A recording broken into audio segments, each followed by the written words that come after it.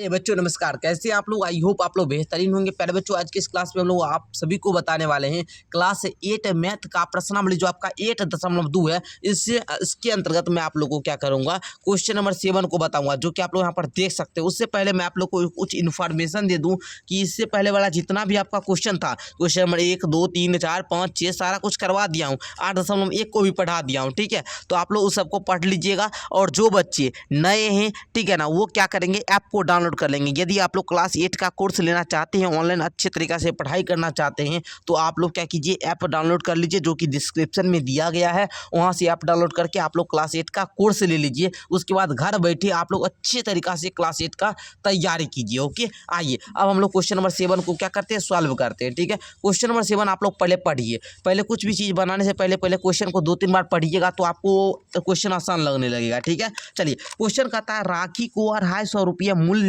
की खेल सामग्री, ठीक है, 250 रुपये मूल्य की खेल सामग्री तथा 220 रुपया मूल्य के चमड़े का बैग क्रमशः 6% और 12% बिक्री कर देकर खरीदना पड़ा। तो बतलाइए उसने कुल कितने रुपये चुकाए। तो बउआ कुछ भी नहीं है। क्वेश्चन समझिएगा, क्वेश्चन आप लोग समझिएगा तो आपको कुछ भी नहीं लगेगा। क्वेश्चन सही में है भी कुछ नहीं, क्योंकि हम आप लोग को इससे पहले वाला ही प्रश्नावली में बिक्री कर के बारे में समझा चुके हैं। बिक्री कर क्या होता है, एक बार फिर से आप लोग समझिए बिक्री कर के बारे में। ठीक है, चलिए बिक्री कर के बारे में। बिक्री कर का मतलब हुआ, इसको हम लोग टैक्स बोलते हैं। ठीक है, सीधा समझिए टैक्स। ठीक है, कोई भी सामान बिकता है ना, कोई भी सामान बिक्री होता है तो उस पर सरकार क्या करती है, टैक्स लेती है। जैसे हम कोई शर्ट को खरीदे तो हमको क्या होगा, कोई दुकानदार शर्ट को बेचता है 250 रुपया में, तो उस पर वो सरकार, मानिए वो सरकार को 10% का GST टैक्स दे रहा है, या फिर 4% का टैक्स देता है।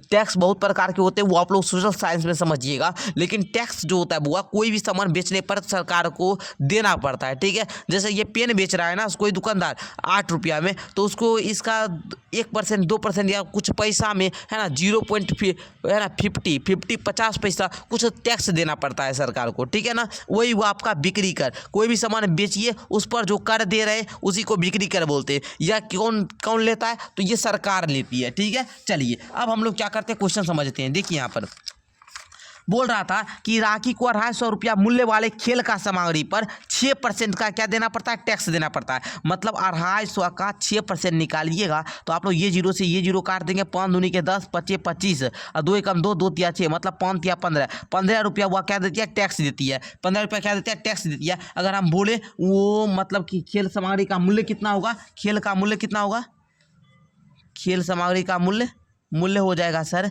मूल्य हो जाएगा 250 जोड़ 15 इक्वल टू 265 रुपया। ठीक है, चलिए दूसरा आगे पढ़िए। 250 रुपया के मूल्य के चमड़े का बैग क्रमशः 12% बिक्री कर देना पड़ता है। मानिए 220 रुपया का चमड़े के बैग है, इस पर 12% दे रहे हैं, मतलब 12/100, ये जीरो से ये जीरो गया। अच्छा 2 5 10, 11 बार में ये कटा। अच्छा 12 गुना 11 कीजिए, 12 गुना 11 कीजिए, आप लोग का आ जाएगा 12 दे 120, मतलब 132 बट्टा में 5 काटिएगा तो 5 दूनी के 10, 5 छक्का 30, 26.4। ये आपका चमड़े के बैग पर बिक्री कर हुआ।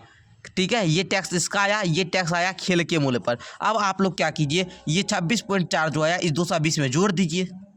ठीक है, कमरे के इसको आपको क्या करना, 220 में 26.4 को जोड़ना है, तो जोड़िएगा तो 20 20 40, 240, 246.4। ये आपका आ जाएगा किसका मूल्य, चमड़े के बैग का मूल्य। कहता तो बताइए उसे कुल कितने रुपया देना पड़ा। तो टोटल रुपया पूछ रहा है ना, तो आप लोग कुछ भी नहीं कीजिए, इसको जोड़ लीजिए। 265 ऐसा हम जोड़ लीजिए, 246.4, इसको जोड़ लीजिए तो जोड़ने आता है ना, 4 6 5 11 का 1 बाकी 1 6 4 10, 1 11 का 1 बाकी 1 2 2 4 1 5 5 तो 11 और 40 पैसा, 511 रुपया 40 पैसा उसको क्या करना पड़ा, देना पड़ा। ठीक है, तो मैं आशा करता हूं कि आप लोग क्वेश्चन नंबर 7 को भी सीख चुके होंगे। मिलते हैं एक नेक्स्ट क्लास के साथ, तब तक के लिए धन्यवाद। प्यारे बच्चों आप लोग इस प्रकार नोट कर लीजिए। धन्यवाद बच्चों।